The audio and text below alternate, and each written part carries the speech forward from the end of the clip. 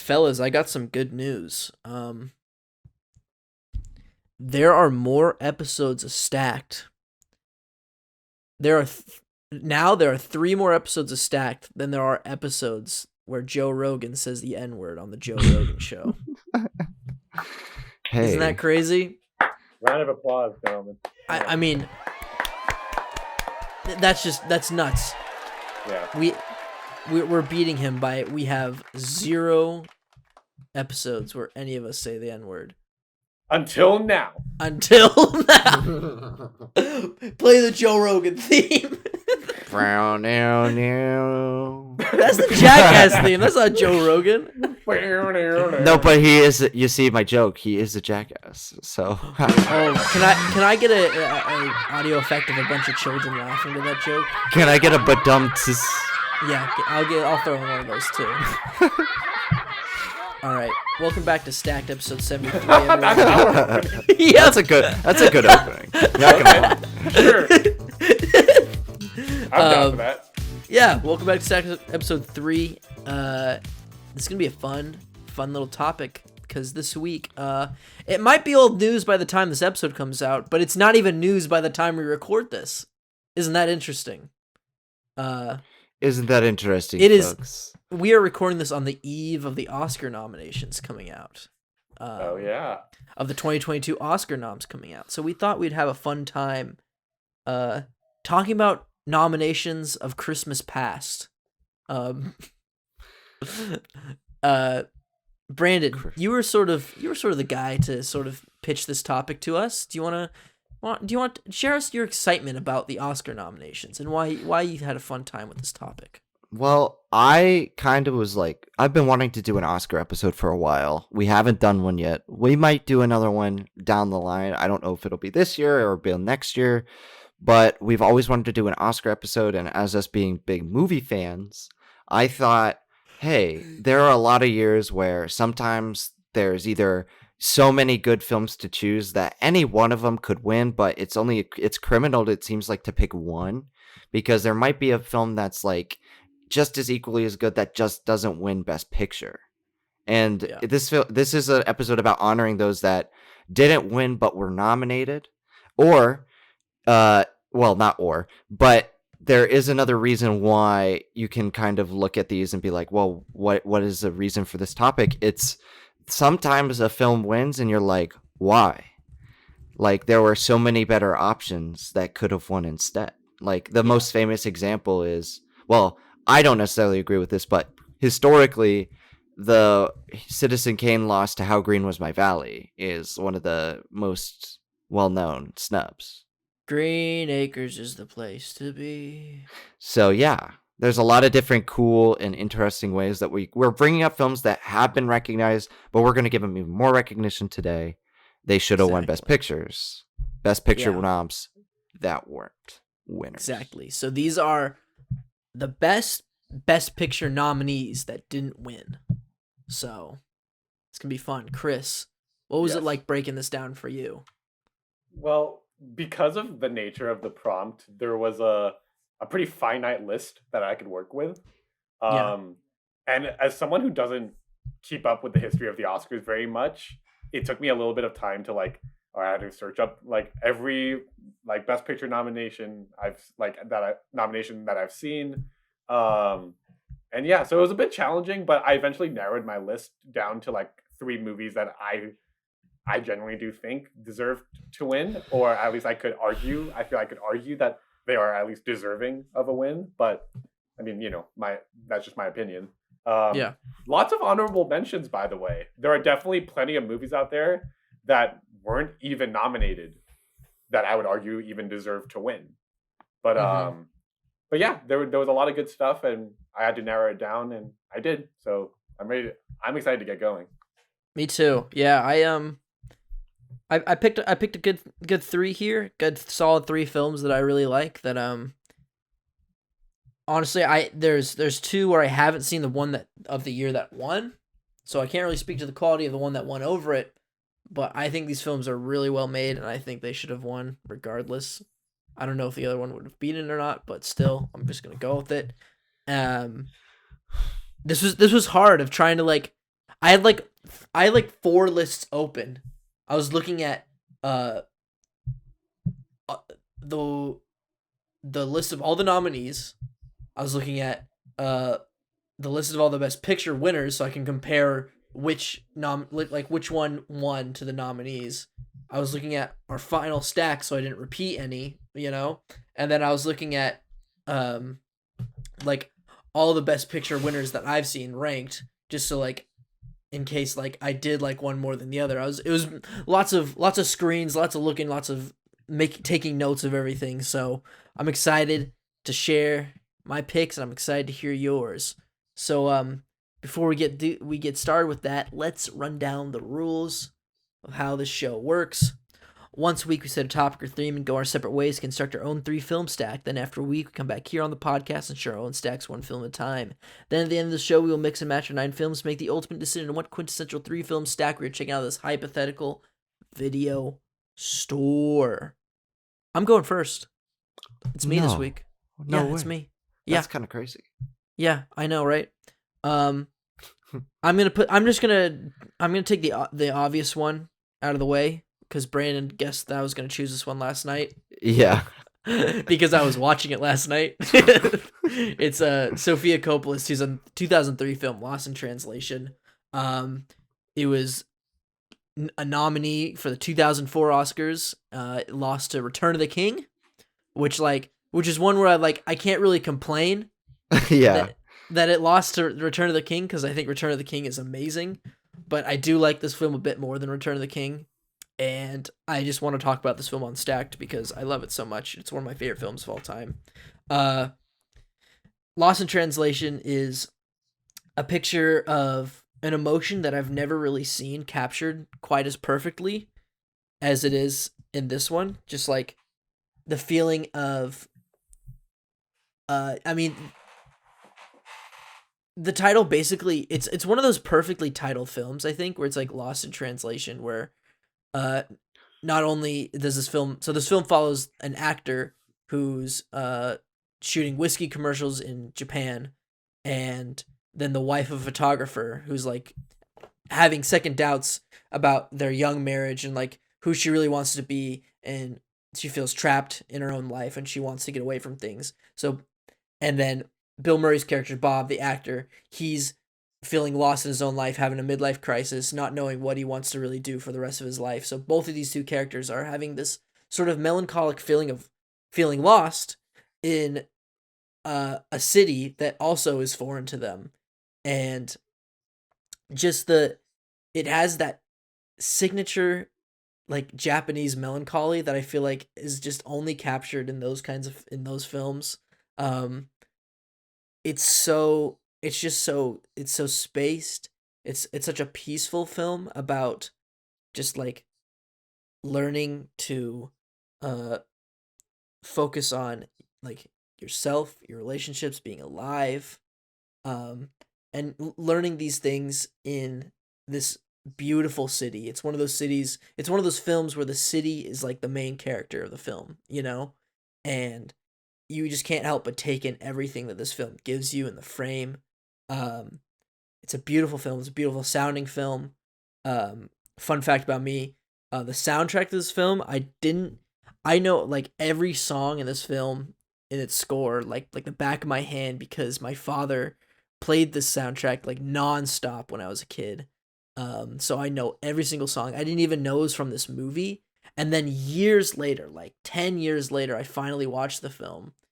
And like, it was like, it made it all the more nostalgic for me as it was capturing like this melancholic nostalgia in the film, made it all the more nostalgic for me by how I knew every single one of these songs that raised me when I was a kid, It's crazy, but it's such a special film, and I'm so glad it was nominated for an Oscar. I had no idea that it was. I just thought it'd be one of those indie films that just like was sort of under the radar. I feel like we get a lot more of those these days, but it's super cool to see that a film like this was nominated for an Oscar. And I had to bring it up on the episode. So yeah, Lost in Translation. I know Brandon, you've seen the film because you went to go mark off every single one of my films in my top 100 at one point, and so you went through this one. So what do you think? It's good. like I think there's a lot that's really interesting about the film. It's a very quiet film, which is unusual for a lot of films, especially of late, to like get nominated for Best Picture. Like Yeah. often, like if you look at Best Picture films, like the Academy really likes either really loud and bombastic like films, like war films are very common, musicals, Yeah. or really like gritty or well acted dramas. Those are like the most common things to see. Not You don't often see like a modern take on romance and longing and stuff. And I like the film, but I don't think I have the same nostalgic attachment that you have to it, given that you like connect with the soundtrack as well as the story. But I think it is a very mature and compelling feature nonetheless, Yeah. about these like two like lost souls kind of meeting each other. And it's not exactly like a friendship, but it's not exactly a romance either. And that's Yeah, kind and of that's what I love that's about really this. cool. Yeah, Yeah, it's it's such a cool. special and unique relationship, which, um, damn, what was it? There we compared the relationship of this film to another one. I keep forgetting we talked about this, but like, I love it when films create this whole new like love story that's like it's not platonic and it's not romantic. Hmm. It's like respecting, or it's like respectful love of like a soul and like your place in the world. I don't know. It's so crazy. It's like it's hard to define, but like It's way more up your alley than it is mine. That's all I'm going to say. definitely. Because I Yeah. have issues with the pacing, and I'm not a big fan of the script personally. But as far as the story goes, I like the story, and I like the characters too. Yeah. Good characters. Chris, I feel like you'd be a fan of this film. That's the thing. I've heard this. I've heard so much about this movie. I think the big thing that would make me a big fan of this movie is Mm. tone. The tone of this Tone. movie, Mhm. and like, cause like this kind of like that kind of melancholy, but like romantic. You know what I mean? Like that kind Yeah. of yearning, I guess, if Yeah. you will, is like it. That's a tonal thing that I think, for whatever reason, just hits me personally really hard. Yeah. So I can only imagine that this movie would hit me really hard. I think it's pretty high up on like a movie that like I haven't seen, but I know I'll probably really like. Yeah. And yeah, I mean I'm sold on it. I just never got around to seeing it, but I I'm glad you brought it up. I think it's a special skill to to photograph a city when you're a cinematographer. You know Yeah. what I'm talking about, Chris? Like when you're Kinetic energy. yeah, the kinetic energy of a city and like what that city is all about. I feel like very few like directors and Yeah. cinematographers that capture that. I think some of the people who have done the best, I would say, are Who did you know, Koyana Wong Kar Statsky? Wai with Hong Kong, obviously, Mhm. or the dude. Did you, Chris? Last Did you Black watch Man in San Francisco? Last Like, Black Man in San Francisco? That's good. one. What's that? Oh my god, I love this film. You and I both seen it, Chris. Where it's the art critic in Rome. What's- It's the Italian movie that Brandon. I own it. Why am I forgetting it? Great saw it Beauty. on The Great- Silent Cinema the Great Class. Beauty. Great Beauty. How Great did I Beauty. get that? And Because you're the only one who hasn't seen it. Yeah, The Great Beauty. Thank you, Brandon. Yes, yeah. How that Rome that is shot in happens The Great beautifully. Beauty. Just Hong Kong and any Wong Kar Wai film. Last Black Man in San Francisco. Any Scorsese film in New York, I would say. I'm thinking like Mean Streets. Taxi Driver. And then I'd say Sofia Coppola in Lost in Translation with Tokyo. It's amazing. It perfectly captures like the settings, like the feelings you get when you're looking over a sky. Like there's so many shots of just looking over the cityscape, and Yeah. it's just you see the lights at night. Those iconic just red lights that are on top of every like building in Tokyo. It's just like Yeah. it's so Ethan, beautiful. You like to feel like an ant, which is like really understandable why your favorite hero is Ant-Man. Don't bring this shit up again. This is why I love the Sublime. You're right. I like getting stepped on and seeing the mass. I like being stepped on.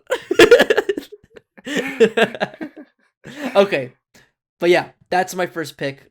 Lost in Translation. Brandon, let's go to you with your first Oscar nom. Well, I've seen every Best Picture winner, so there's a lot to choose from. I actually picked out like 25 years where I was like, could have been a better winner, or like this is a film that could have won that we need to like pay more attention to. I'm gonna start out with 2011. I'm not gonna award Woody Allen the Best Picture, even though I love Midnight in Paris. I'm gonna award Best Picture to Moneyball, a 2011 baseball film. Moneyball, play ball. Yeah, I've never seen Moneyball. Tell me about it. A lot of people would call this one of the best baseball movies, best sports movies ever made, because it's not necessarily focused as much on the sport. It is focused on more of the business side of sports. Not saying that it's not like prevalent within the film, but it's all about the like redevelopment of sports marketing and sports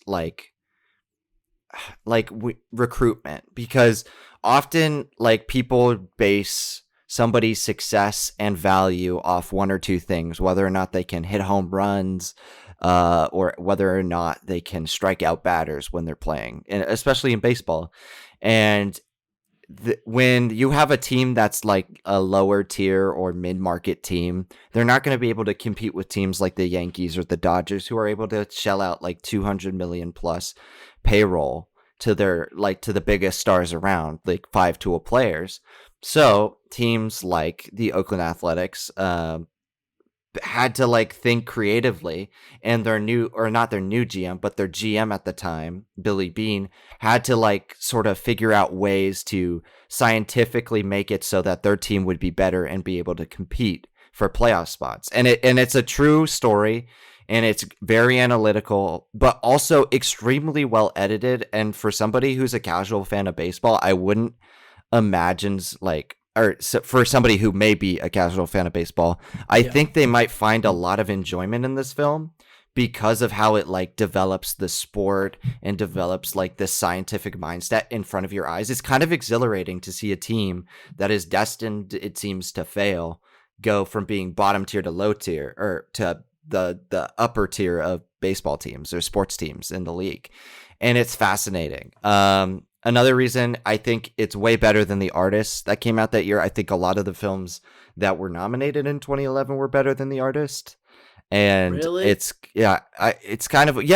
like The Artist, but I feel like it's kind of a shame that like something like this, which is a very impactful sport movie, like I'd like call it one of the best sports movies ever made, what didn't even get like the attention it rightly deserved. You know, Jonah Hill and Brad Pitt give some of their best performances in this movie, because even beyond the baseball, there's great family drama between Brad Pitt and his like he's separated from his family, he feels separated from his team almost, so he like kind of is like rekindling both of those relationships simultaneously. And it's really good. Is it better than Little Big League though? Oh yeah. Then why wasn't it on your stack for best sport movies? No, I'm just kidding. Because this is more sports management, like less. And I also I think I mentioned it in the episode. I think there are films that like I could have brought up in sports movies that are better, but I was never going to use those movies again, most likely. So yeah. This sounds really interesting to me. I think you're right. I think I find the management and like the sort of behind the scenes of sports a lot more interesting than the sports themselves, because once you've seen one movie about the sport themselves, or like once you've seen like 10 of them, you've kind of seen them all, you know? Yeah.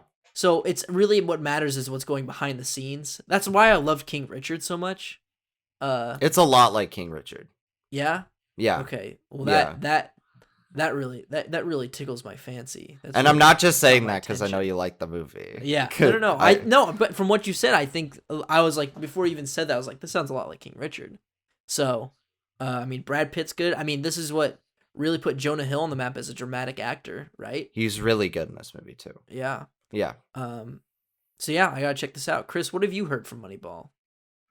Good performances, and largely pretty much what Brandon said, like just the fact that like this movie is like, yes, it's a baseball movie, but it's not really that much about like the team, like sorry, like in the sense of the sport itself. It's more about like the intricacies that go into like how sport is handled as like a business and all that kind of stuff.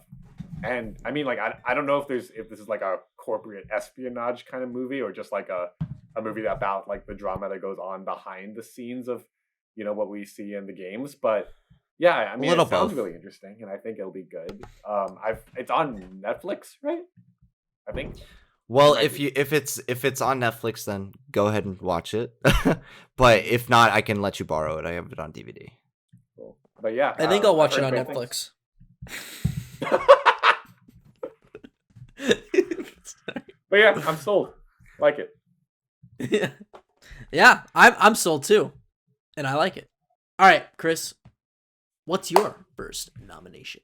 All right. I'm gonna do mine in release order. So I'm gonna start with a 1967 movie.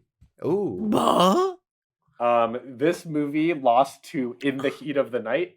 good movie. I'm choosing It's a Bonnie good and year. Clyde. Yeah, it's a good year for Best Picture. Yeah, it was a. You I could like looked go at the no list and I was wrong like, with those. Like, yeah, 1967 was pretty good. I was surprised. I didn't know Doctor Dolittle is a Best Picture nom. Dr. Dolittle. Yeah, not the Eddie Murphy one. Okay, anyway, so yes, Bonnie and Clyde.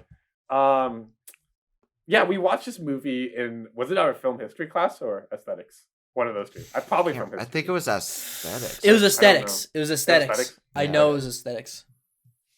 Yeah, so we watched this in our film aesthetics class in our freshman year of college, and I revisited it in 2019, and it really held up. I really do like this movie. Just some historical context for this movie is that we all know this, but I'm just gonna say this for the audience. Like, this movie was one of the first to really run with it after the collapse of the Hays Code. For those who don't know, the Hays Code was this kind of production code adopted by Hollywood in like the mid 30s to mid 60s that prohibited any form of like profanity, nudity, graphic and sexual violence to be depicted on screen. Like, that stuff was basically outlawed at the time, and it fell apart eventually. And so, from my understanding, this movie, alongside a selection of others, pioneered and relished in a degree of artistic freedom that wasn't allowed prior.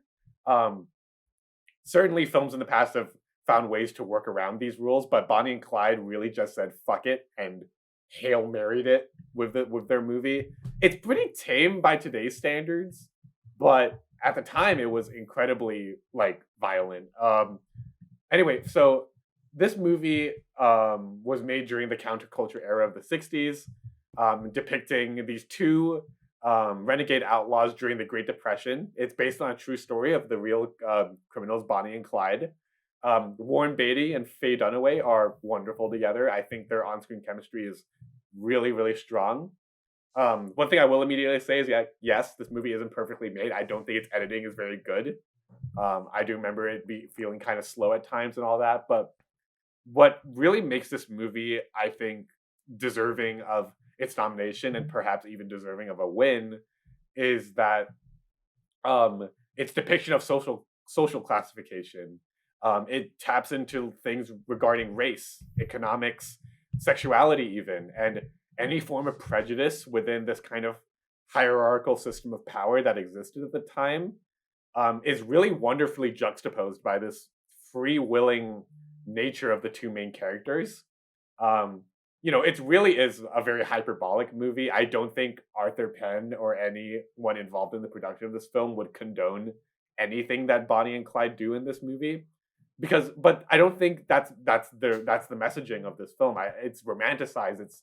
It's supposed to show the newfound freedom and excitement of the 1960s, framed within the story of these two outlaws. Right. And yeah, I think it's really strong. And like, spoiler alert, at the end of the movie, Bonnie and Clyde get shot to death, and that's the last scene of the movie. And that last scene is really shocking, not only because of how it was shot and how it was edited, but because it's a shockingly haunting reminder that these systems of power that Bonnie and Clyde oppose so directly still exist. Existed in the 60s and still exist today. I don't think this movie is actively trying to make any kind of political statement, but it still resonates, which I think is what makes this movie so such an engaging watch, because a lot of what you see is this is how it is. And also, this movie's fun. I really enjoy myself when I watch this movie. I think it's like there's something about watching Bonnie and Clyde just kind of live their lives kind of like as free willing renegades. That's just kind of exciting to me. And Yeah. What do you guys think about Bonnie and Clyde? Good movie. Yeah. Pretty good movie. I think you hit the nail on the head, Chris, where the historical significance of this film like lends it the best picture like alone, you know?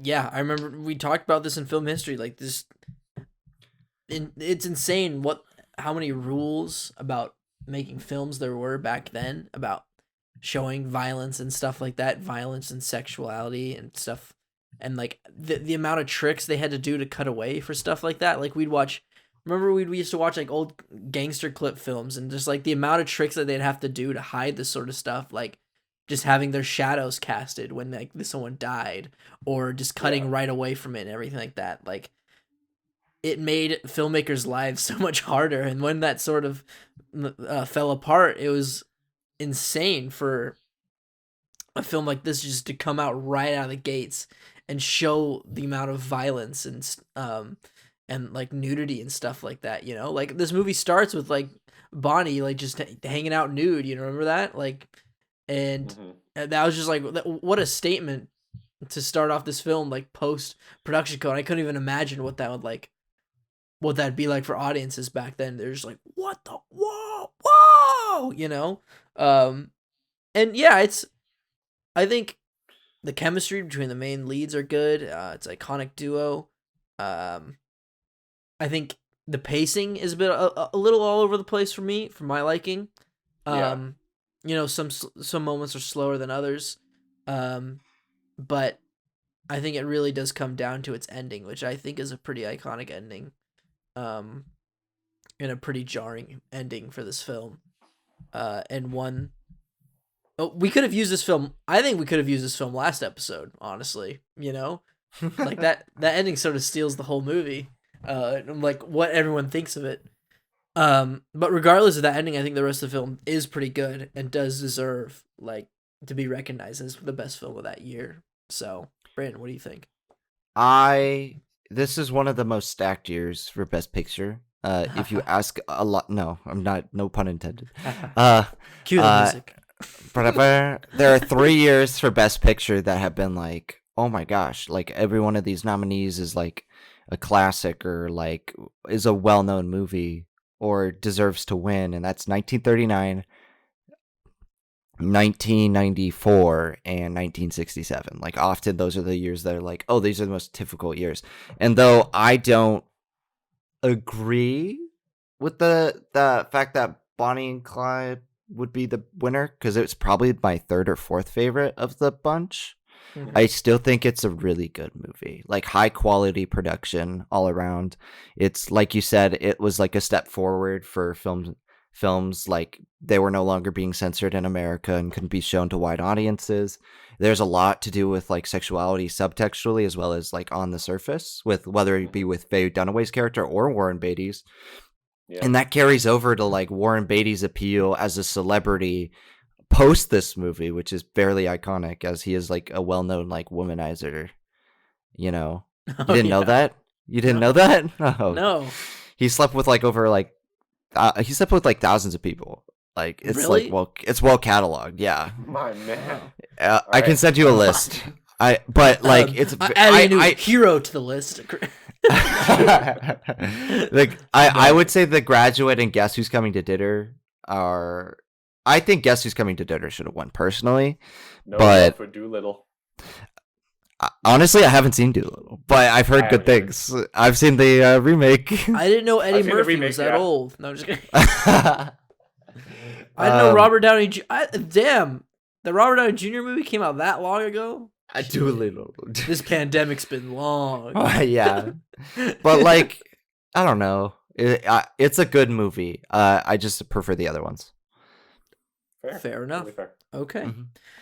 All right. Well, let's go to the second round here. My next pick is a 1980 film. Now, Brandon, you may contest me, but the winner of the 1980 or 1981 Oscars, I should say, was Ordinary People. Okay. And the film that I'm choosing instead is, I think, a film that we have not really seen in a very long time. It is like, it's so unique in terms of surrealist filmmaking as well as biopic filmmaking. I'm choosing David Lynch's The Elephant Man. Oh, This shocked me that it was nominated for Best wait. Picture. Yeah, I thought you were gonna pick Raging Bull. I'm not that big of a Raging Bull fan. Hot take. Neither am I I. don't think Personally, it's that great. That's why. Neither am I personally. I think it's bottom I tier was just Scorsese. kind but No. everybody always says that should have won that year. No, I'm picking The So- Elephant Man. This movie is it is haunting, but not for the reason you think it would be. You think it'd be haunting because sure, this is a movie about, a man with an enormous amount of tumors. I'm sure you guys have heard the story of the Elephant Man, this human that was born with an enormous amount of tumors around his body, that really made him deformed. And this was in the late I feel like this was in the late 1800s in England, in London. And David Lynch is able to sort of capture life through his eyes as sort of a living nightmare of being treated as a monster and a freak in the society. And the slow journey he takes to regain love and like sort of his own sense of humanity and love for others and trusting in others. And it makes for a really beautiful story mixed with these very, it still has the aesthetics of Eraserhead, and some of that earlier Lynch stuff, but it's still very grounded in a very human story that has a lot of tragic moments and a beautiful performance by John Hurt and Anthony Hopkins in this movie as well. And it is just a movie about learning to be a good person no matter what or who is in front of you, and it is a very really beautiful story. And I hate to admit that the first time I watched this film was on my iPhone on a road trip on this tiny screen in the back of the car, and now I want to own the Criterion of this movie and rewatch it on the big screen because I fell in love with this movie. I think this movie is so good, and it should have won Best Picture because I don't think we've ever seen anything really like it since. So yeah, have any of you guys seen The Elephant Man? Nope. No, But I've heard great things, and I own the movie on DVD. you do? Yeah. What? Damn, you gotta watch it. It's so good. There are movies that you gotta be in the right mood for. Yeah. And I'm waiting for my time because that movie sounds so fascinating to me, Yeah. Mm-hmm. It's I know you're not really a Lynch fan, Brandon. That's why you've been trepidatious to watch like Twin Peaks. You said you're trepidatious because you don't want to, like, I don't know, dip your toes into that discourse. Or what did you say? What did you tell me exactly? I feel like I just don't want to get involved in like that online. Like it was how I felt about the PTA fandom for a very long time. Yeah. But like I was like, you know what? The time has come for me to dip my feet into that. And I watched it. And I watched all of PTA's films, and there are some that I do not like, and there are some that I really do like. It's just that's gonna happen with every filmmaker. It's just once the time comes, I'll get into Lynch because I feel like he's one of the last modern filmmakers that I'm really not that well versed in. Yeah. Yeah. He does have very sporadic filmography of mostly. He has a few features, but he has a lot of short films, and then he's got, of course, Twin Peaks, which is what he's probably the most well known for. But I think you should give Elephant Man a shot, like, pretty soon, because I think you'll really love it, and I think you'll really love it too, Chris. Yeah. Yay! Thumbs up. What do you think, Chris? What have you heard from the Elephant Man? Literally nothing. Really? I've only seen a small handful of Lynch's stuff. Like, okay, what have I seen? I've seen Eraserhead. I've seen Twin Peaks. I saw his short film with the monkey. But with Jack, dude, that's his best What work. else That's have his I- No, it's magnum not. opus. No, That's not. better than the Elephant. I wish I could have not picked that for this category. Not nominated. Is this the same movie that I'm thinking about? No, it's not. No, it's not. Sorry. I thought no. Okay. Yeah, I've only seen Twin Peaks. Oh, I've seen Mulholland Drive, Eraserhead. Uh-huh. I have not seen Dune. I'm kind of surprised I didn't. Oh, see you Dune, haven't seen his but- Dune? It's Yeah. not good, but It's not. Yeah, It's just okay. We can. I could have a whole conversation about that movie, but let's not right now. I want to see his Uh, Return of the Jedi. Imagine what that would have been. bad. He was supposed to direct that movie. That would have been interesting. That would have been insane. Who knows? I don't want to see that. Interesting. You don't want to see that? I want to see that with also having the Return of the Jedi that we have now. I just want to. Here's the reason I don't want to see that. I know what he can do with like the science fiction because No, I've but seen none it. of that was his fault. That was all studio interference. Okay, you can blame that on the studio. But Yes, I But can. I'm gonna blame him. I'm gonna blame him. You can blame whoever you think Darren wants, but I'm gonna blame him. All right, Mr. All right. Blame. Yeah. Fine. Yeah, but that's my second pick, The Elephant Man. Brandon, let's go to your second pick. All right, I'm gonna pick a 1980s film as well. I'm working backwards. I'm picking 1988. The Oscar year was 1989. Rain Man won. I'm picking Mississippi Burning. Mississippi Burning? Yeah, What is that movie? it's Yeah, a I movie don't that even was think nominated. I've heard of this. It's a Willem us about it. Dafoe, Gene Hackman movie. Whoa. And it's a civil rights film set during the 1960s where these two FBI agents are investigating the disappearance of like these three civil rights people, workers, you know, and like they're faced with like racial tensions from the Ku Klux Klan and the town and police where this is from in Mississippi. And I think I wasn't expecting much going into this movie. I just was like, I think I want to see a young Willem Dafoe performance. Performance. And I also was very interested to see how race and that subject matter was tackled in a film from the 80s. Because if you fast forward a year later, 1989, Driving Miss Daisy won Best Picture. Or was it? Yeah, it was 1989.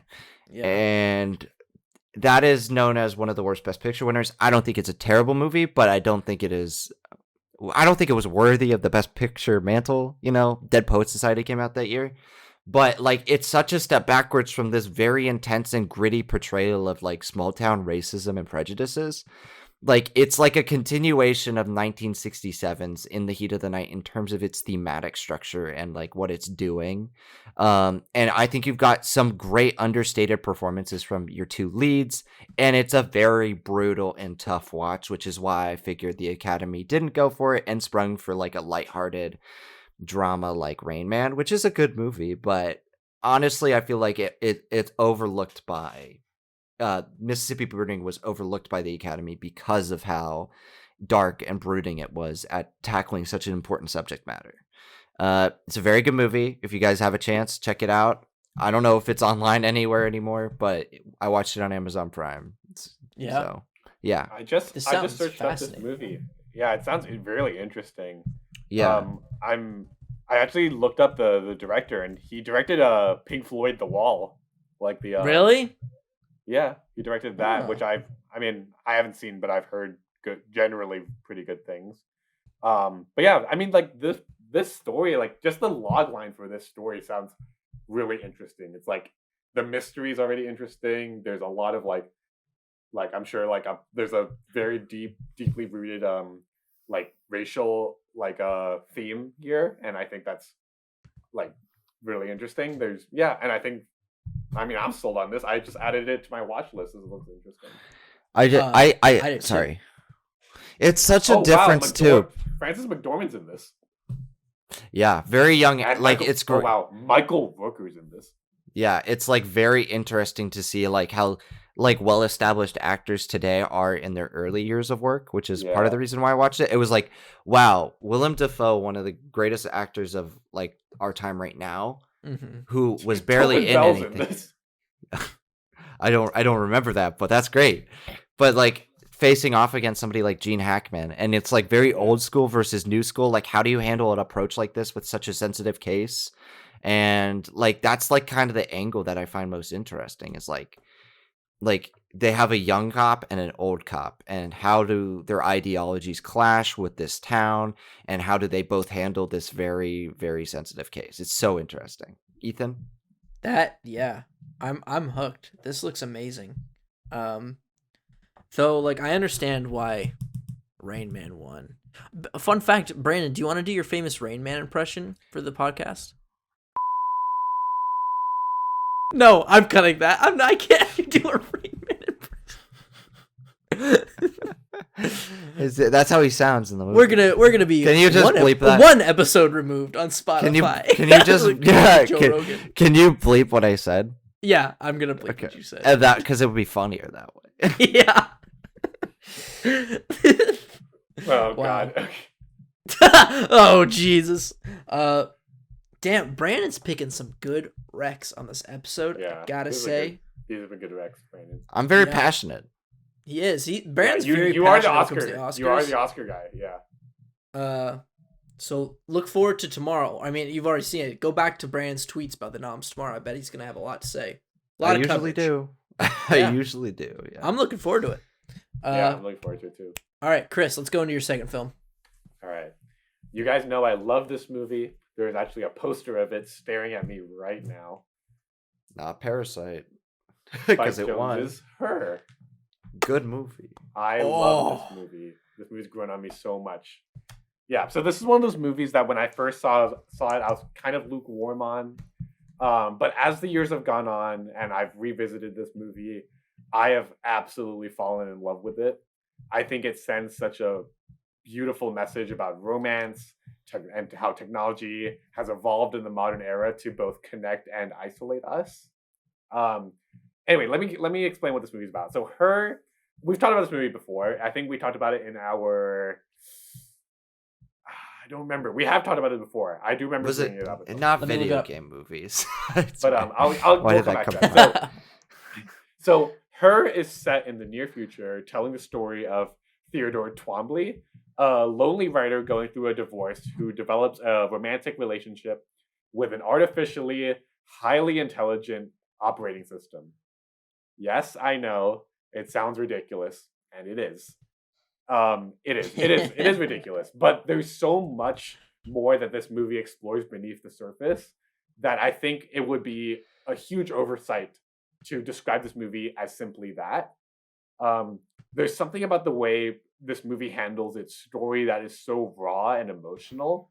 It feels very real and authentic, and a very genuine look into the heart of a person so overwhelmed by that sense of longing for human connection.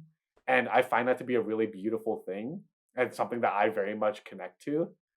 This movie is aged incredibly well because of how reliant I think we as modern day humans have become on our technology to connect us online. We live so much of our lives nowadays through screens, especially during the pandemic. And it's gone to a point where our reliance on technology is to the point that the majority of new relationships nowadays are formed online instead of in person. Most relationships start by meeting through an app or what have you. And there's been a huge paradigm shift in our world because of it and the rise of our technology. It has affected us so much, and one of the ways that it has which is the primary focus of this film, is how it has affected our romantic lives. And it's really interesting how this movie explores that, because it kind of views it through this lens of how a piece of technology that was created with the purest of intention to connect humans does come with its own fair share of challenges too. That feeling of feeling isolated, yearning for connection, is one that I think many people in the modern day, especially young people, can really relate to. Mm-hmm. And yeah, I think this is a beautiful movie that helps peel back the curtains on a lot of the emotional challenges that come to our generation as a result of how technology has shaped us. Yeah, it's not a perfect movie, but the emotional fallout I find myself in after watching this and really giving myself permission to feel the emotions of it really does speak for itself, at least to me. This movie actually came out in a year where there was a lot of really good Best Picture noms. Yeah. Yeah, the winner of this year, okay, this came out in 2013. So what won this year? I think that was 12 Years a Slave. Yeah. So like this year had a lot of really great movies. I mean, Wolf of Wall Street, I also absolutely love. Nebraska, Gravity. I mean, I'm not the world's biggest fan of Gravity. Dallas Buyers Club, American Hustle, good movie. Captain Phillips. Anyway, but yeah, like good movies. There may be movies that like some you could argue are maybe more important or whatever, or like more significant in like culturally or like what's going on in terms of the politics of the world and whatever. But for my money, this movie really hits me personally, and I think it really does a great job of articulating a feeling that I don't think very many movies have nailed, at least to me. And yeah, I think it's really great. I know you guys all like this movie a lot too. Mm-hmm. Ethan, you want to go first? Yeah, I want to do a new segment on this show, where it's called Reading Ethan's Reviews from when he was in high school. We did this segment last episode. I just want to read you this. It's a lot shorter than my Sausage Party review, but this is what I said when I watched this film on December 20th, 2013. Oh boy. Now, for those of you who don't really like sex scenes and mature stuff like that, this really isn't the movie for you yet. I really enjoyed this movie. It taught me some very good lessons. This is definitely an Oscar contending movie. The acting was good. The story was great. That's the review. Nice. I love 14-year-old Ethan's reviews. Yeah. I was still in 8th grade when I watched this movie. That's crazy. I wasn't even in high school when I watched this. Anyways, this movie is fun. Twice. What? I saw this twice in theaters. I haven't seen this since that review. Oh, which is crazy. Ethan. I know I need to rewatch it because I remember thinking this movie was fucking phenomenal. Spike Jonze of Jackass fame. That's not like the only thing he's done since, other than music videos. I know. Why doesn't this dude make more fucking movies? What is he doing? What the fuck is this guy doing? Get back to making movies, you asshole. He did a really good job with the Beastie Boys doc, though. Anyways, this movie is amazing. It's, you know what? I would compare the emotions to this similarly to Lost in Translation. I would say a bit more. Yeah. I would say a bit more exuberant. I think the emotions in Lost in Translation are a bit more subtle because I feel like it's a younger character and an older character than what we see with Joaquin Phoenix Theodore, you know? And the older character, he's more suppressing himself, whereas the young character doesn't really know how to express herself yet, where I feel like Joaquin Phoenix, he's sort of in the middle, you know? And it's just, this is one of his greatest performances, I would say, of the amount of just way he's able to open himself up. He's vulnerable in this movie. He's such a vulnerable person in this movie. It's insane how he's able to open himself to Scarlett Johansson's, just her voice in this box, you know? And lots of yearning for Scarlett Johansson, huh? What are you talking about? No. Lost in Translation. Her. Stop it. Stop. Chris, I swear to God.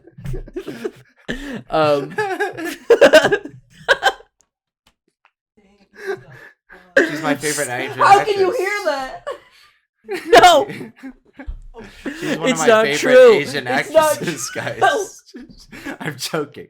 She's not Asian. Look what you get. Look what you. Okay. It's not true. the Lost in Translation started last night, and the opening scene is Scarlett Johansson's ass, and I was like, oh, I know why you like this. Stop. Why do you think he's a big Marvel fan? Come on. Black Widow. I'm done talking about this movie. What do you have to say, Brandon? This movie, I don't know if you guys knew, but in 2013 there was a big controversy surrounding the Best Picture winner. So 12 Years a Slave, I think it's a really good movie. Very brutal. Another like great period drama that I don't think gets enough. Even though it won Best Picture, like I don't think you hear people talk about it since it won Best Picture, because there was leaks in the Academy where people were like emailing and texting back and forth, and a lot of people who voted for the film to win Best Picture voted for it and had not seen the movie. Oh, I remember that. And they did it because they thought it would be an important win, and because they were getting a lot of flack for their lack of diversity, which they would continue to get until like 2016 when Moonlight won Best Picture. Which they will continue to get to today, I'd say. I mean, it's true, but like I think you've seen less of the Oscars so white stuff since 2016. True. So it's very fascinating to see the films it was like up against in that same time period didn't really get a fair shake. Not saying 12 Years a Slave isn't deserving. It's a very good film, but this was my favorite of the nominees from 2013 by far. I saw it twice in theaters. I love this movie. I think it's a great independent piece. It's funny. It's very romantic and dramatic. It's like all over the place. And Chris, it's like the melancholy you like in cinema. Yeah. Like it nails it. Absolutely. I really like her. I think it's a fantastic portrayal of modern relationships. I think it is slightly ahead of its time. But I think it kind of tapped into something that was there or starting to show up more in 2013 with like online dating, and not just online dating, but like the idea of connecting with people beyond just a cell phone. So yes, very good stuff. Yeah. Very. I think Amy Adams very good in this too, by the way. Yes, very She good. is. Chris Pratt. Yeah. Chris Pratt before he got annoying. He's so cool. But yeah, before he got annoying. Real quick before we move on, I just want to shout out whoever the production designer was and the cinematographer for this movie. I think this movie is a visual masterpiece. I think just visually, I think it's beautiful. I just want to shout that out. Anyway, boom. Kind of all Wes right, Anderson. let's go. We're Very going to the final round here. All right, I'm gonna start here. I'm gonna do the year after the Elephant Man. I know what you're gonna pick. Yeah, this is the 1982 Oscars. The winner was Chariots of Fire. You know what should have won? One of the most iconic movies of all time, Raiders of the Lost Ark. That's what should have won. I'm surprised we've never talked about this movie on Stacked yet. Yeah, we've actually never talked about Raiders. Wow. I don't think we've ever talked about Indiana Jones. Yeah. No, we haven't. Mentioned Indiana Jones. So I was like, let's talk about it now. It's amazing that a movie like this could be nominated for Best Picture. It deserves it, rightfully so. It is quite an amazing movie.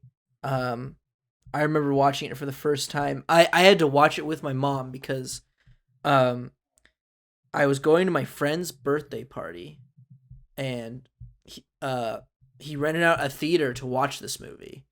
And mom's like, I gotta watch it with you first so you can be prepared for the scary scene at the end. So you're not scared and embarrass yourself in front of all your friends. So it's like, I'm gonna show it to you before you see it at the birthday party. And it didn't even matter because he chose a different movie by his birthday party. He watched what's that Mark Wahlberg movie about the Philadelphia Eagles? I don't know. He plays a football player. Yeah, that's what it is. No, Wait, I remember. I forgot what the movie's called, but I've seen it. It's like Mark Wahlberg plays for the Philadelphia Eagles or something. Anyways, we watched that instead, so we didn't even watch Raiders. But I watched it with my mom. I remember it was during our trip to Disneyland. We went to Pismo Beach, Disneyland, in Southern California. We were right here in this dang old area, and we watched it in our hotel room. And I just remember being like absolutely taken aback by this journey, this adventure. It's an adventure in the purest forms. It is so excellently paced in its dramatic scenes, in its slow scenes, and its action-packed scenes. What is it called? Invincible. That's right. That was the movie. I remember it. Remember Mark Wahlberg? He's training to be a football player for the Philadelphia Eagles. But anyways, back to Raiders of the Lost Ark. It's just from start to finish, you're always on the edge of your seat, whether it be from the delivery to how characters talk to each other, how the action is paced, how things are paced. I think this is a tentpole film for blockbuster filmmaking that I think we're still seeing the effects of to this day, and how to pace a blockbuster film, how to pace dialogue in a blockbuster film, in an action film. Especially I feel like in Disney's action films. And I can't get over it. It's got iconic performances from Harrison Ford as Indiana Jones, an iconic character. And it's just, I love this movie so much, and I feel like it does get talked about enough, but also it doesn't. If that makes any sense. No, that's fair. That's like, I don't know. Because often when people talk about Indiana Jones, I feel like they talk about it as a whole. They don't talk about one movie. Yeah. Because each of them has such a distinct reputation. Yeah. This isn't my favorite Indiana Jones movie. I think I like Last Crusade more than this one. I'm a Last Crusade fan. I don't like Temple of Doom. I don't like Crystal Skull. It's a 50-50 franchise, which is weird to think of because this franchise is so iconic, and I love the franchise, but I only like half of the movies. Well, it won't be 50-50 anymore. That's It'll be true. Either 60-40 or 40-60. Fuck, I forgot new one's coming out. Yeah. What is that coming out this year? Next year. Next year. I'm pretty sure it's either next year or the year after. That's because crazy. Harrison Ford got injured or somebody got injured. Yeah, of course he got injured. He's like 2 billion years old. It was COVID and an injury that pushed that movie back. I forget. Oh my god. What is that movie gonna be? I don't know. James Mangold's doing it. Do we trust him? We'll see. Of course. I mean, kind of. He made one good Wolverine movie to make another one. I mean, he's made some other good ones. But we'll see. We'll see. But yeah, Raiders of the Lost Ark. I remember seeing this in the Foligno Theater on film.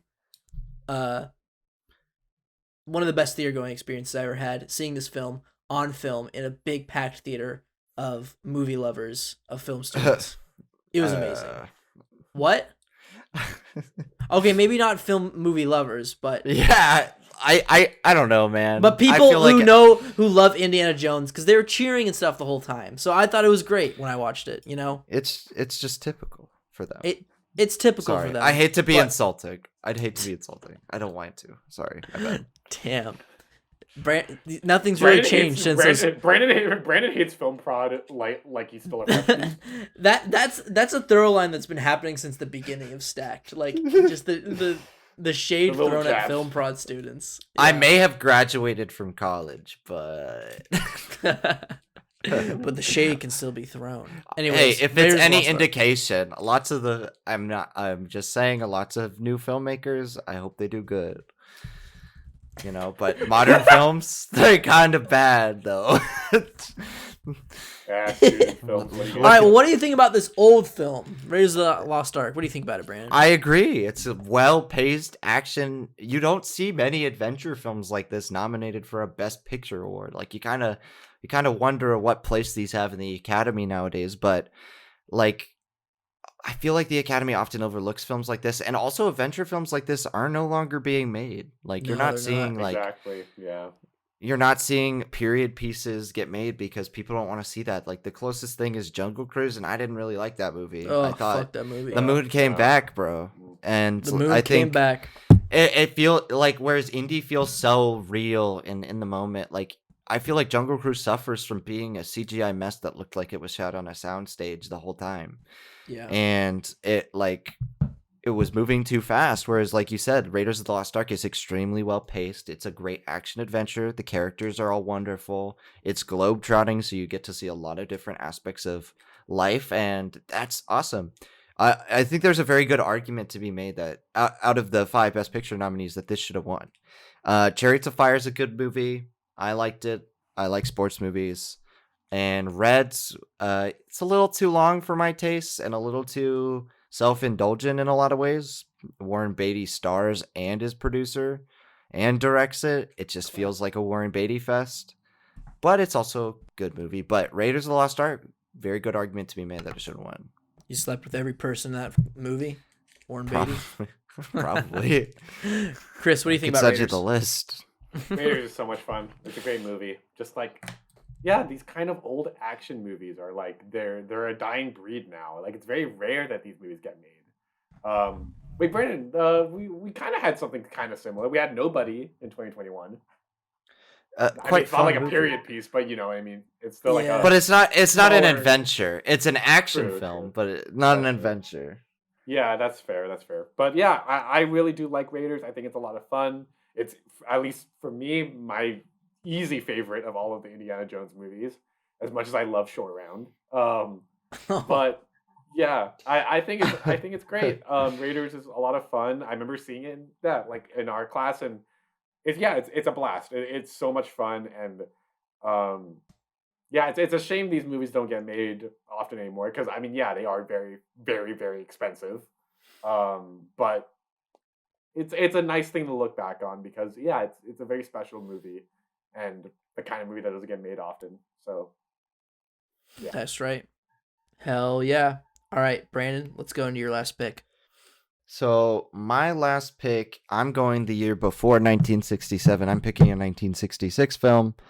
I'm going to pick Who's Afraid of Virginia Woolf. Again, who's afraid of her? I still don't know. Yeah, that's it. Just kidding.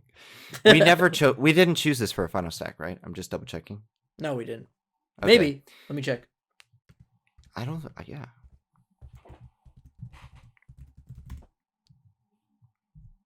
Brief pause in stacked podcast.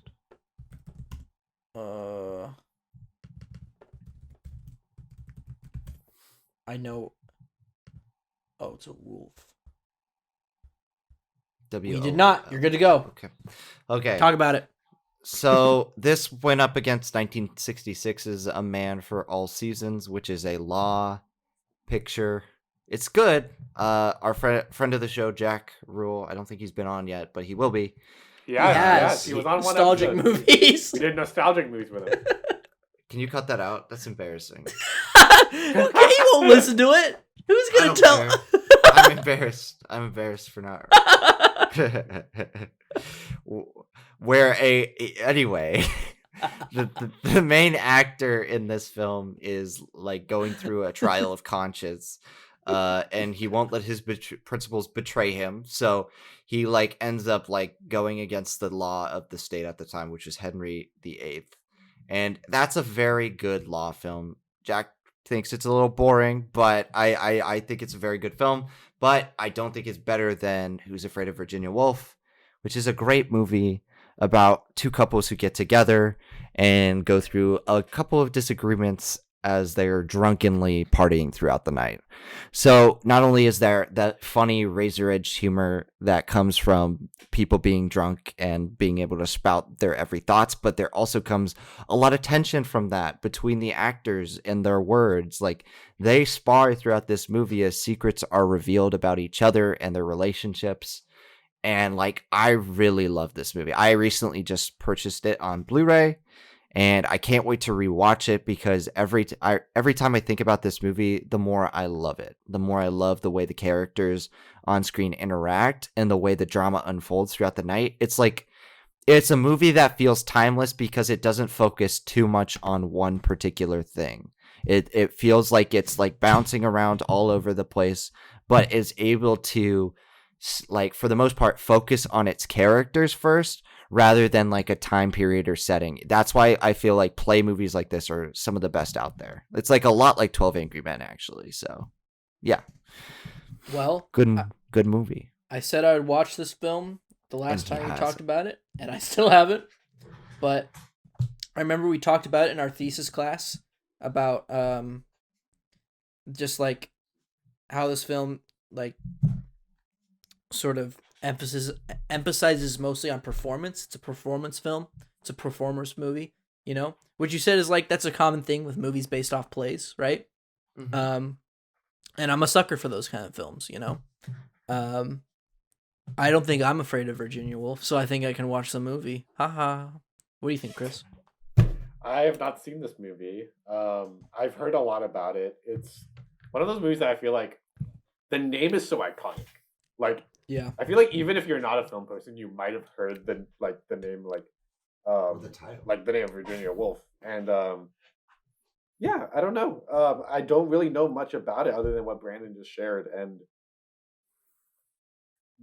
that's about it. Yeah, I mean, like Brandon, you're 3 for 3 this week on movies that I have heard of, but never, No, but nobody's never seen your fucking seen. movies. But never seen it. Love it. But I'm pitching them well, right? Yeah, You no, are, no, I mean- I am very sold, especially on your second one. But all of these, I would watch. So yeah, I had so many. Like, guys, I'm not gonna because I've already revealed all mine. Here's my notes for the episode. These Oh, are geez, all you of the really- films. Oh yeah, you picked I was- 25. Yeah. And I was like struggling because I was like, which do I choose? Like, there are some that were final stacks before, and I marked those accordingly. And then it was like, oh, I could have gone with All That Jazz, but we just talked about it. Oh, yeah. And I don't want to spoil that movie's ending, but it's so good. It's true. We gotta have a movie So- night together to watch that. Mhm. Well, shout out some more honorable mentions after Chris talks about his last film. Chris, Okay. what's your last cool. pick? I usually preface my picks with a little introduction, but for this movie, I have to say it just outright. My final movie is Black Klansman. I thought this. What? So I know Well, this might 2018 was a 2018 was a quite year. and that's actually kind of my angle that I'm going at for why I'm picking this movie. I'll get into all of what this movie's about in a minute, but I feel like I really need to address the elephant in the room. For all my other picks, I'm ultimately okay that they didn't win, despite them being my favorites from that year. But for this movie to lose to Green Book, there's something about that doesn't feel right to me. Now, firstly, I remember at the time, I wasn't too disappointed that this movie didn't win. But as time has gone on, I've really realized, like, it was kind of egregious to hand the Best Picture Oscar to Green Book rather than Black Klansman in my eyes. Now, let me just say, I don't think Green Book is a bad movie. It has moments, it brings up some interesting talking points in the conversation about, like, racial politics in contemporary America. But when compared against Black Klansman, those two movies tackle similar themes in a way, but are handled very differently. While Green Book attempts to reconcile race relations, Black Klansman is a lot more confrontational with what it's in its approach, and it provides us a very honest portrait of contemporary American racial politics, and it doesn't pull any of its punches at all. And the thing is, like, I do very genuinely think that there's room for both. But for a time with all that was going on in the US leading up to this film's release, I'm not sure if Green Book was the most tasteful choice for a Best Picture, considering how much anger and like just like fear, anxiety, and just so much going on politically in America. And I think this Black Klansman holds up a mirror to the US that even for me, as someone who's not an American, it's still really unsettling and really uncomfortable, but a very important movie to depict the realities of how much hatred lives within the US. Anyway, with that out of the way, so Black Klansman tells a story of Ron Stallworth, a black police officer, and his Jewish colleague, Flip Zimmerman, infiltrating the Ku Klux Klan. It's based on a true story, by the way. This movie tells a really thrilling tale about bringing down hatred, but also explores the intricacies of Black identities.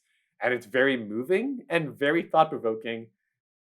And on top of that, this movie's absolutely hilarious. I think this movie is so fun for a movie that holds its cards so close to its chest when it comes to how serious of a topic it's tackling. The movie is surprisingly lighthearted, but balances it with just the right amount of seriousness that we can't help but find ourselves laughing one second and absolutely devastated or shell-shocked the next.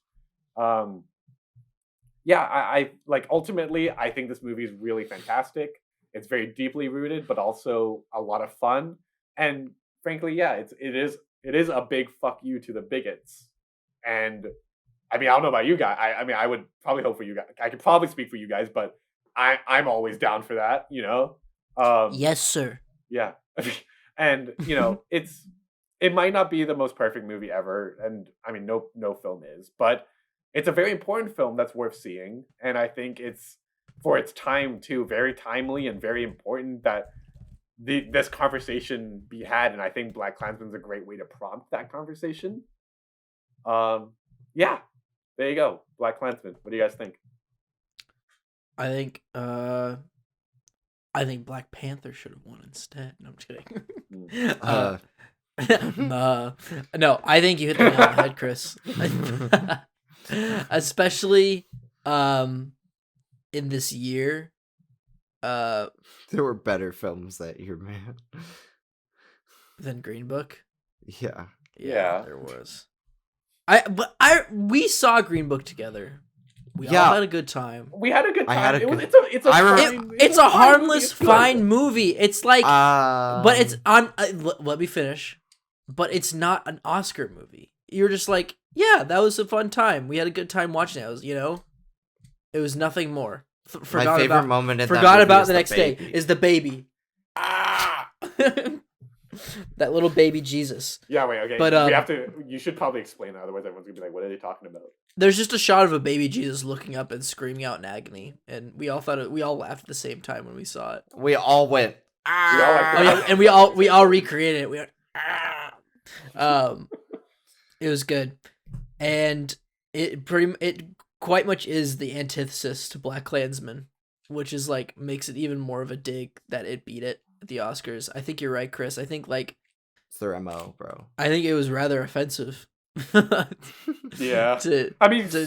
Spike walked out. Yeah.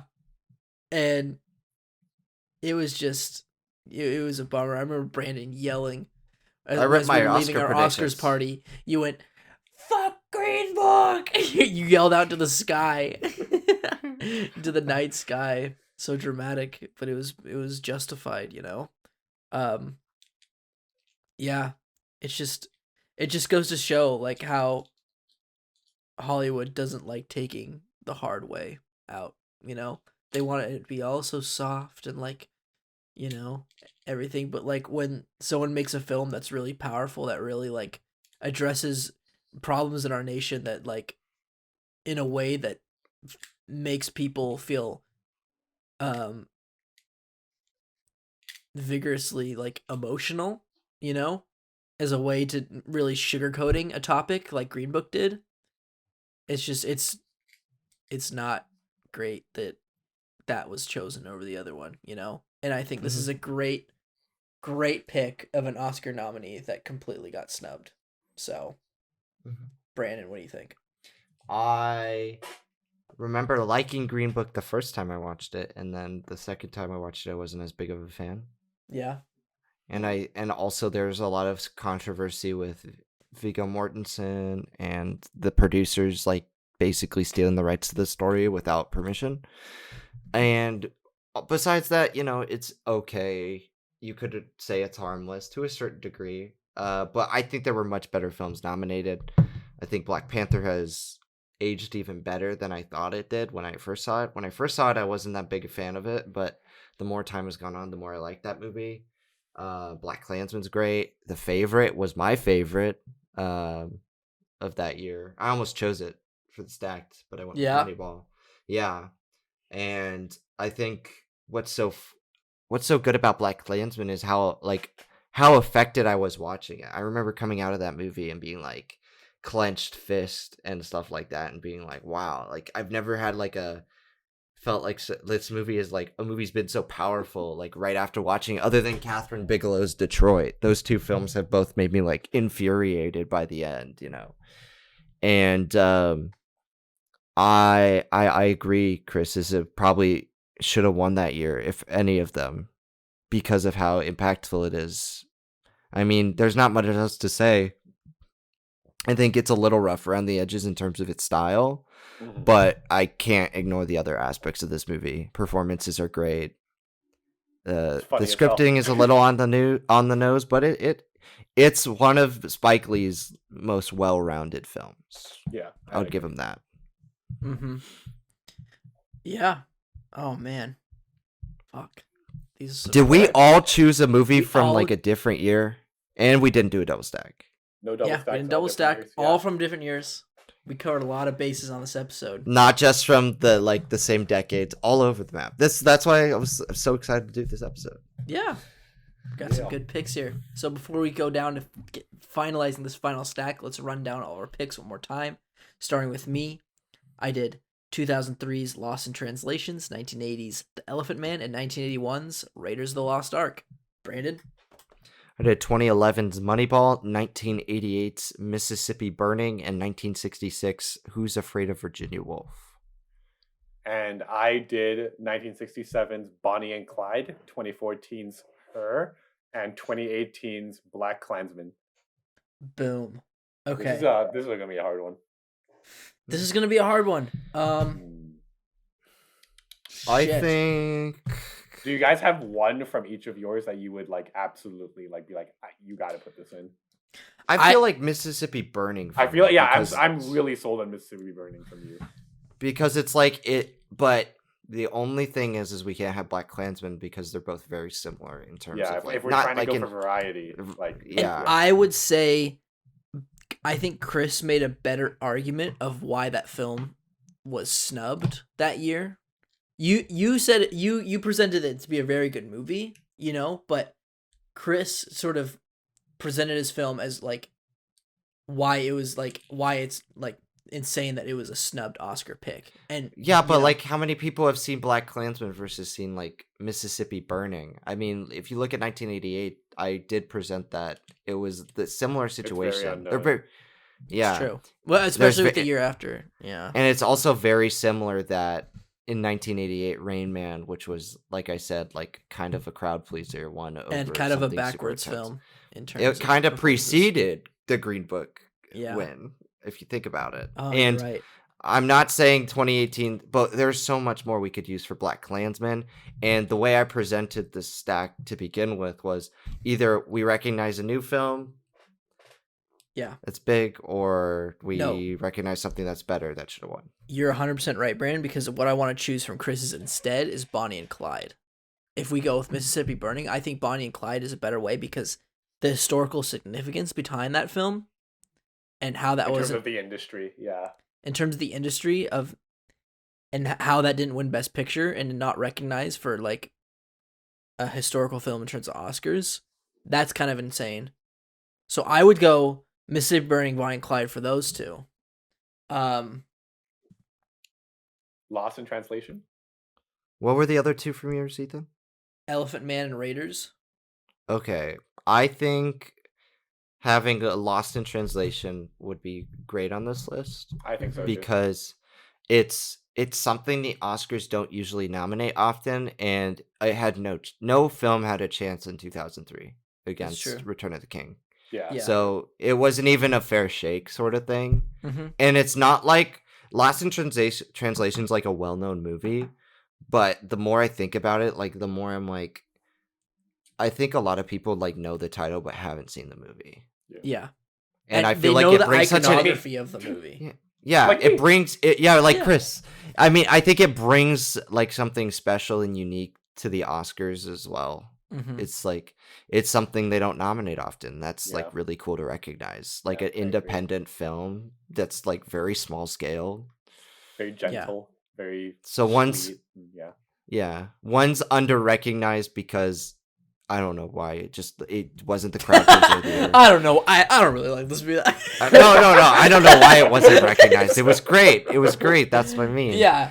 Then they've got that small indie that was under-recognized because it went up against a blockbuster behemoth, and then you've got your historical significance pick. I So like that. And pretty it deserves all around Her for me, and I think Her can be used a billion. And I can live another day. Yeah. Yeah. I just we could talk so much about Her that I don't want to waste it. Not saying Yeah. we're wasting it. I'm just saying there's so much to talk about that Yeah. movie. There's more we can dive into here. Yeah. All right. I love it. Okay, let's figure out an order here. Should we just do chronological? I mean, because it's Oscars, you're going through Oscar history. Not really a good way to pace this. Honestly, yeah. Because, like, I mean, Lost in Translation has a really killer ending, too. That would be Bonnie and Clyde to Mississippi Burning to... I like that, yeah. Yeah. You got your dark one in the middle. You got a sort of lighthearted one at the beginning, and then you've got a totally... it depends on how you feel. And the ending of Bonnie and Clyde leads really nicely into the seriousness that is Mississippi Burning, right? That's true. Time period. Yeah. Let's do it. This is great. All right. Let's run down Stack's official final stack of Oscar-nominated films that didn't win Best Picture. Starting with, Chris, you want to kick us off? Yeah. Our first film is Arthur Penn's 1967 Bonnie and Clyde, a deeply moving, historically significant film for the industry, but also a very, very enjoyable and just wonderful movie about the counterculture era of the 1960s through the lens of of two people in the 1920s. It's great. Watch it. Yeah, have fun with it. Bada bing, bada boom. Brandon, what's our second film? An underrated and underseen masterpiece.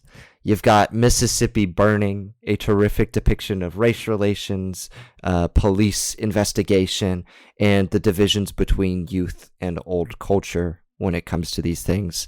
A really good film. Should have won Best Picture in 1988. And our last film, pick, is Sofia Coppola's 2003 film, Lost in Translation. Bill Murray, Scarlett Johansson finding themselves, their place in the world, in two different, very dramatically different points in their lives, in a very foreign city, a very foreign and melancholic, and yet it's got that melancholic vibrancy that just resonates with me so much in, of course, Tokyo. And a film that will just make you want to love, to live, to eat, pray, love. To live, laugh, love. Lost in Translation. That's our last pick. I'm glad Scarlett Johansson made this on this list. That's all. Shut the fuck up. Shut up. Okay. And that's our stack, everybody. That is the episode. I hope you enjoyed it. And I hope you look forward to the nominations coming out tomorrow. There's going to be exciting. And you already know what they are, but we'll see. Okay, guys, what do you think is going to be the biggest snub tomorrow? Kristen Stewart for Spencer is a big one. I think, honestly, Spielberg for director. Yeah, Spielberg's not going to get directing. I have a feeling he's not. I don't think so? He is. You don't think? I think, or Janusz Kaminski for Cine, which is sad because I think that's his best shot film in years. But that's true. I agree. That's his best shot. I think the biggest surprise is going to be, I think Drive My Car is going to either get a screenplay, director, or picture nom. I don't think it'll get. I think that's going to get some snubs. I think that's only going into foreign. No, I think you're wrong. I'm I think scared. I'm terrified. Here's my reasoning. Every year the direct. Why? Wait, should we? No. Wait, sorry. Is this part of it? Okay. I was like, I thought we switched topics. All right, go ahead. All right, fine. Let's cut it. Cut the episode. No, please. Here's my reasoning. Okay. I think my reasoning here is every year the director's branch surprises with somebody. Ever since they increased their amount, you've been like, wow, what the hell? Like when Paul Thomas Anderson got nominated for Phantom Thread, or when Thomas Vinterberg got nominated for Another Round last year. I think every year, or that Paul Palkowski from Cold War, like years ago. I think there's gonna be a surprise in the DGA list, and I think it's gonna be somebody like Hamaguchi. He got BAFTA. That's really good track record. Really? Yeah, like the nomination for BAFTA, and I think Spielberg's getting stubbed because of him, and I'd be totally happy with it. I would be super happy with it. That'd be such a dunk. I honestly, I'd rather Belfast get snubbed, but whatever. Yes, I hope. Please, Belfast. I don't want any nominations for Belfast. Oh, Bolly, go down to Belfast. All right, well that's going to be this episode of Stacked. Well, like, comment, subscribe, and rate us on iTunes and Spotify. And that'll be the episode for you. Get on now. Get out of here. Bye.